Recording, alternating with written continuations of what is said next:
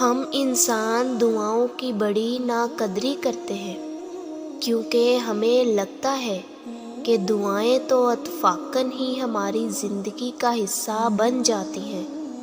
ہمیں یہ لگتا ہے کہ جس طرح زندگی میں ہونے والی کوئی بھی چیز ہمارے مقدر کا حصہ بن جاتی ہے، ویسے ہی دعائیں بھی ہمارے مقدر میں لکھی ہوتی ہیں۔ لیکن یہ بات جان رکھو کہ دعائیں یوں ہی نہیں مل جاتی۔ تمہارا ہاتھ اٹھا کر اس سے مانگنا، اس کے آگے رونا، اس سے گڑ گڑا کر مانگنا بڑی منصوبہ بندی ہے اس مالک کی جو ہم کبھی نہیں جان سکتے۔ ہم بہت سے لوگ اپنی زندگیوں میں ایسے بھی دیکھتے ہیں جو دعا صرف اس وجہ سے نہیں مانگتے کیونکہ انہیں لگتا ہے کہ دعا قبول نہیں ہوتی۔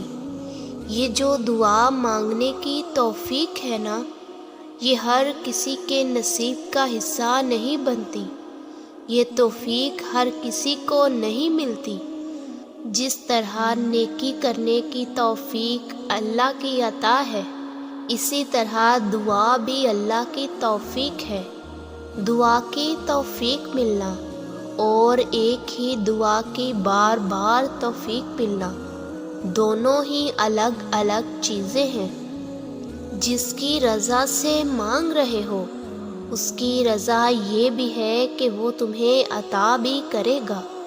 اس لیے تو اللہ قرآن میں فرماتا ہے کہ میں قریب ہی ہوں اور میں پکارنے والے کی پکار سنتا ہوں جب وہ مجھے پکارتا ہے۔